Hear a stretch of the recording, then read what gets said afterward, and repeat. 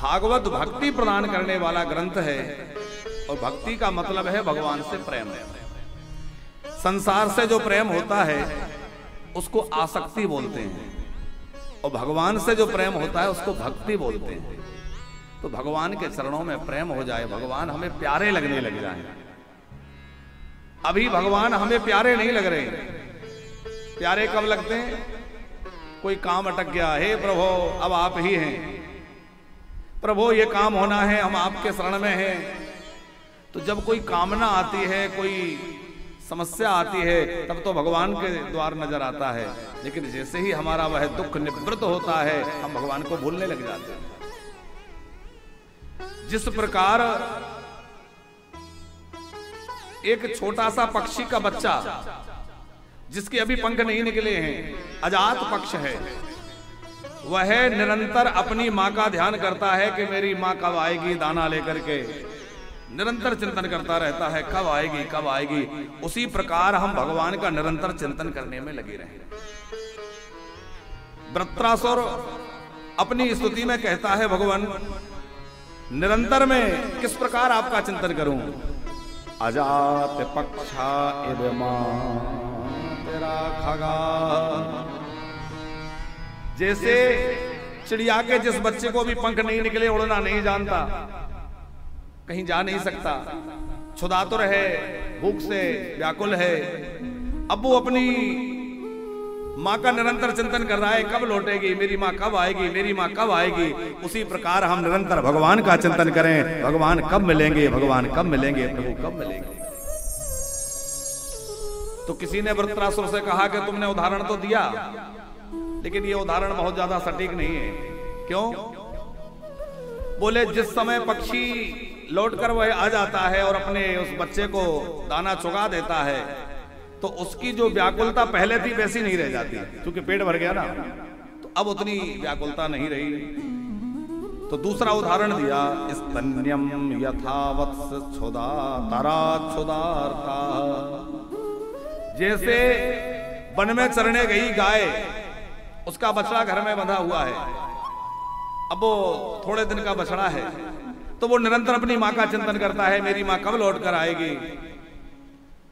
तो दूसरा उदाहरण, तो उसमें भी किसी ने कहा कि भाई ये भी भूख के कारण कर रहा है, पेट भर जाएगा तो उतना व्याकुलता नहीं रहेगी।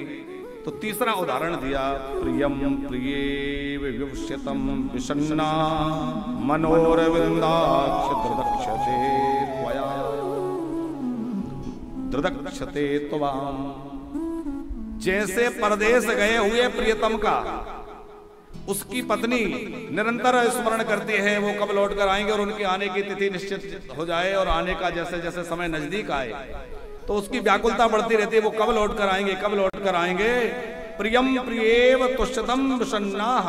उस प्रकार हे प्रभु निरंतर मैं आपका चिंतन करता रहूं कि मेरे प्रभु कब आएंगे, मेरे प्रभु कब मिलेंगे, मेरे प्रभु कब मिलेंगे।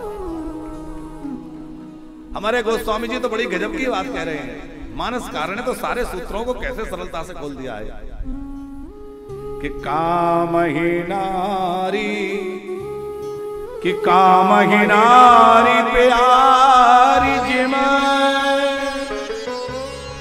लो वही प्रिय जिमिदा ते मेरा गुणा निरंतर प्रिय लागो मोहेरा। तो पहला उदाहरण दिया, काम ही नार प्यार जिमी। जैसे कामी को स्त्री अच्छी लगती है, उसी प्रकार प्रभु आप मुझे अच्छे लगे।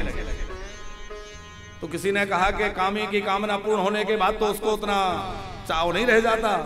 तो फिर दूसरा उदाहरण दिया, बोले लोभी के प्रिय दाम। लोभी को धन जितना प्रिय होता है। बोले हाँ ये उदाहरण बड़ा सटीक है। क्यों? कि लोभी को धन मिल जाए तो ज्यों ज्यों धन प्राप्त होता जाता है उसकी चाह और बढ़ती जाती है, और उतना ही उसको छुपाकर दबाकर रखता है, और उसमें उसकी आसक्ति बढ़ती ही चली जाती है। लोभी व्यक्ति को जितना धन मिलेगा उसकी आसक्ति कम नहीं होगी, उतनी बढ़ती चली जाएगी। तो जिस प्रकार लोभी का धन में प्रेम रहता है, उसी प्रकार प्रभु मेरा आप में निरंतर प्रेम बना रहे, मेरा प्रेम आपसे कभी कम ना हो, कभी घटे नहीं।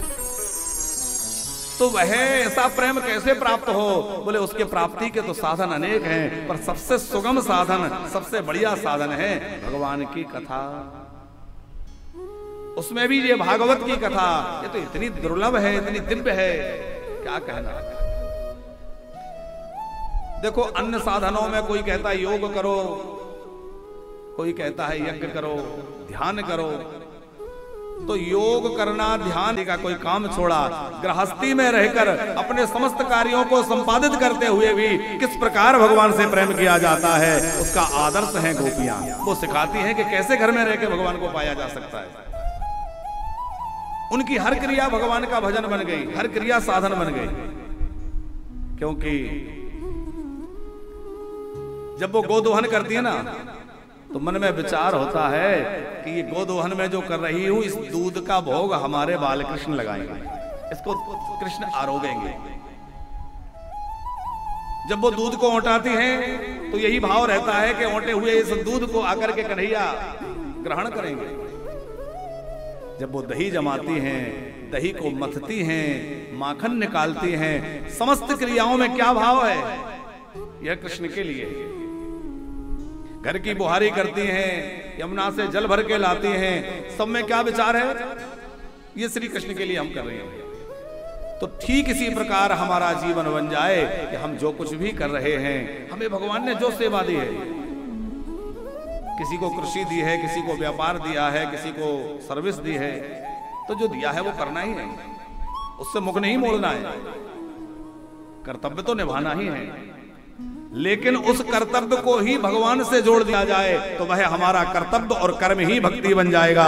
घर में भोजन बनाना भक्ति बन जाएगा, घर में झाड़ू लगाना भक्ति बन जाएगा, हम जो कुछ कर रहे हैं वो भजन बन जाएगा। नाम स्मरण पूर्वक, भगवत चिंतन पूर्वक भगवान के लिए कर रहे हैं, ऐसे भाव से जो कार्य होने लग जाए वही भक्ति बन जाता है।